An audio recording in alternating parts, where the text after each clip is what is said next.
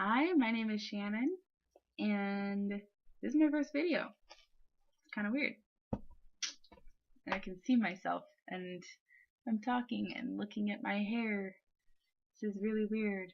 Anyways, so I'm doing these videos because I want to encourage some people. I want to encourage all the young ladies out there who are in high school or, even just in their 20s or whatever, and they're not in a relationship or they're looking for that relationship. I am 20 years old and I've never dated. I've never had a boyfriend. I've never even had a date to prom or anything like that. So I've become kind of impatient about waiting for the perfect guy for me. And this is kind of like my little journey about finding that guy and waiting properly for him. I have learned to be patient. It's taken me a little while to get myself to this point, but I've done it and I'm proud of myself. And I just kind of want to share with you what I do. This is journal number 2. I write in journals to my future husband. I don't know who he is. I don't even know if I've met him before. I don't know if he's around the corner. I don't know if he's across the country. I don't know. But I know one day I will find that guy. So I want to prepare my heart and my mind for him, and I want to save not just my body, but my heart. All of it. I don't want pieces of my heart to be tossed on to other guys. Like, that's just parts of my heart that I haven't kept together for the one man I'm going to marry. So, this is journal number 2, as I said. I write in it almost daily. You can see there's lots of stuff in there. There's some short pages, there's some long pages. The more I write, the more encouraged I become. And the more patient I am. And the more I realize how crazy my love is going to be once I find that guy. There's one thing I do want to say. I could never love if it wasn't for the love of Jesus Christ. I could never do it. And that's simply because I wouldn't have any worth at that point. I wouldn't feel any worth. Because, well, honestly, I'm a sinner. I'm a bad person. I mean, how many of the commandments have I broken? And that doesn't make you a bad person, but it still means that you're a sinner.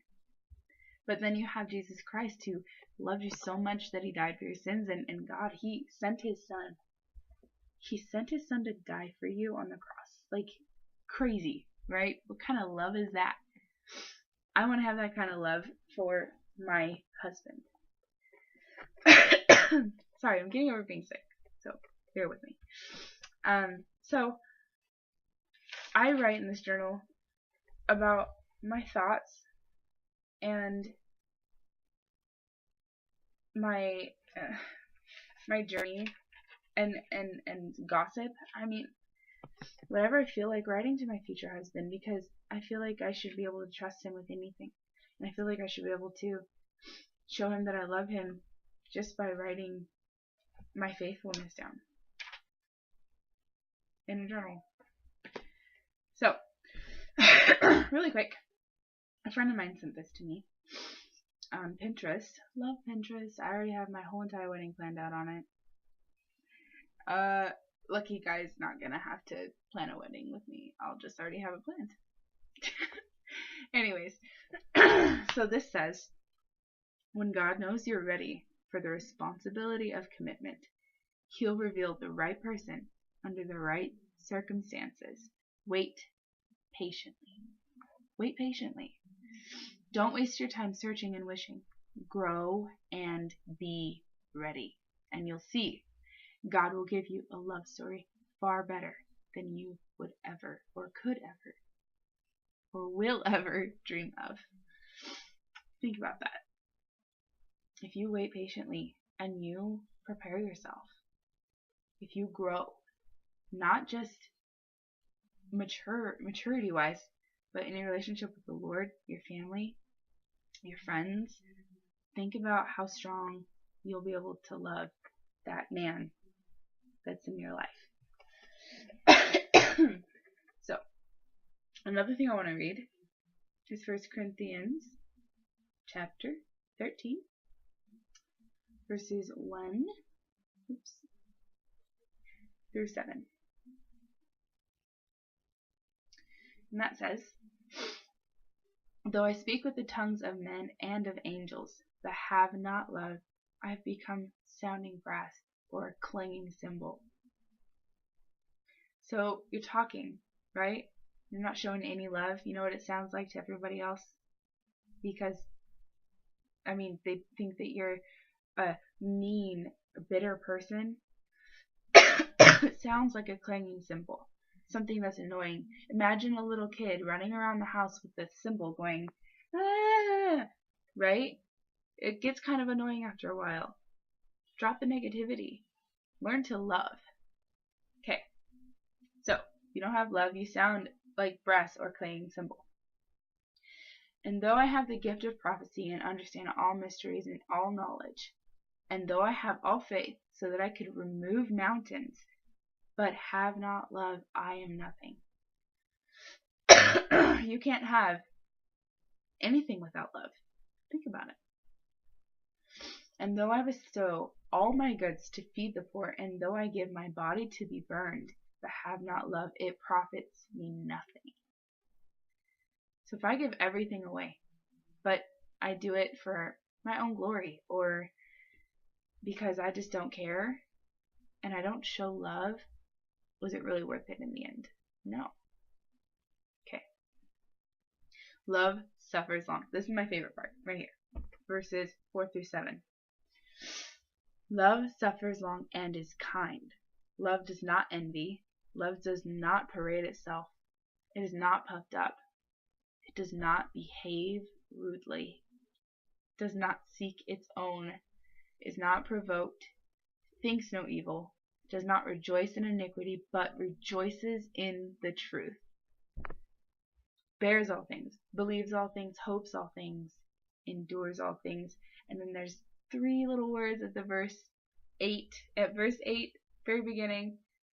Love never fails. It's true. If you think about it, how many times have you felt horrible about yourself? And then your dad comes along and says, hey, beautiful, I love you. What? Just that little bit of love? It never fails. It never fails to cheer you up. It never fails to show you what kind of person you should be or what kind of person you should expect to have in your life. So, I want to love like Christ loved the church. Okay? That's me. So, ladies, I encourage you, and guys, if any guys are watching this, I encourage you to pray about who you're going to spend the rest of your life with, or how to be patient. You could even write a journal like I do. I mean, I don't know who I'm gonna marry, but I have like 50 pages right here, plus another 125 or so front and back in another journal to this guy that I haven't even met, or I don't even know if I've met. So I write some goofy things. This one.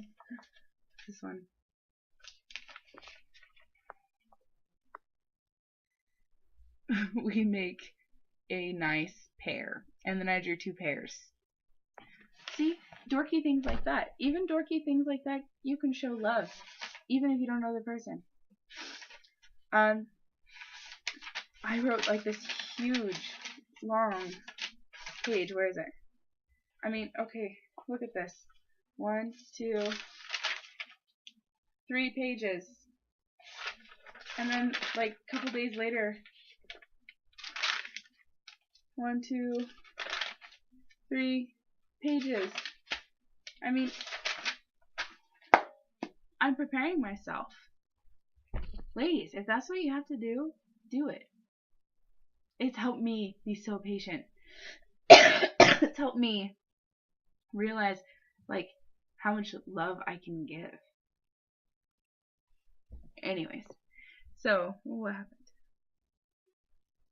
It's kind of weird to look at yourself in the camera because you see everything. Anyways, so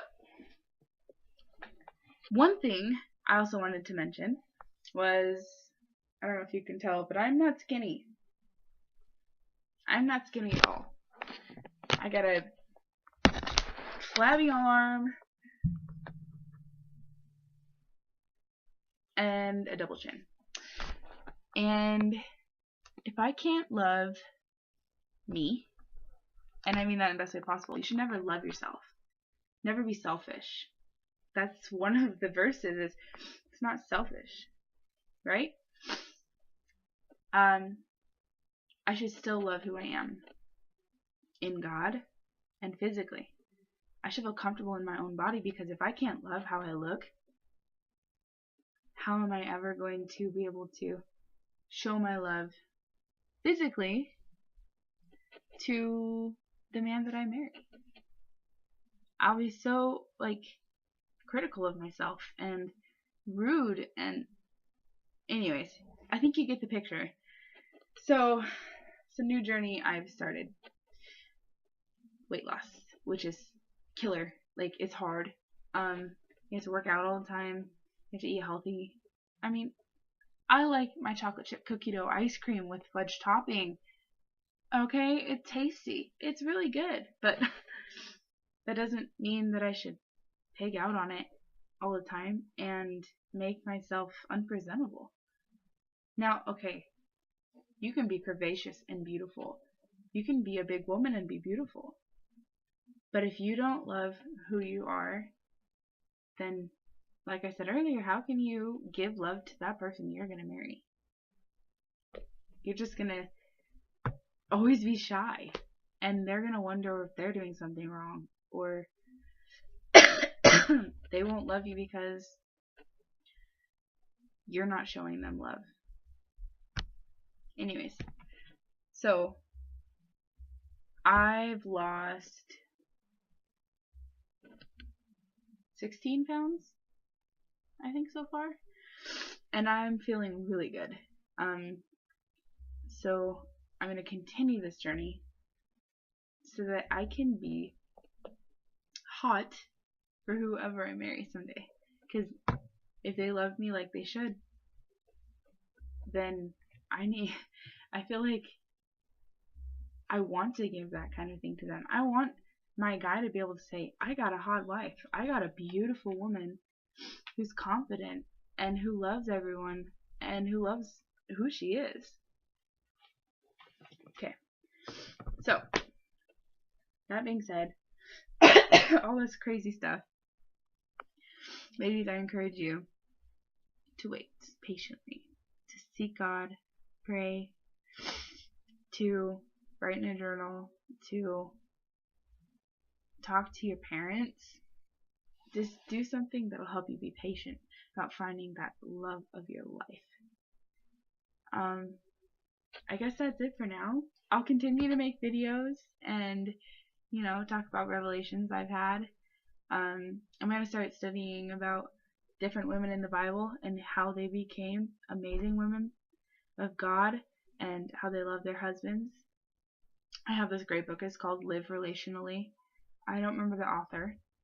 It's around here somewhere. But it's really good. It talks about Esther and Ruth and all these other women who were faithful to their husbands and faithful to God. ladies, that's like the foremost thing.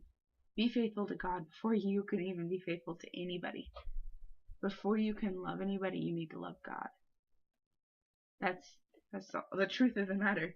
It's never going to do you any good because God is love. And we love because He first loved us. If He didn't love us, He wouldn't have sent His Son to die on the cross for us. Anyways,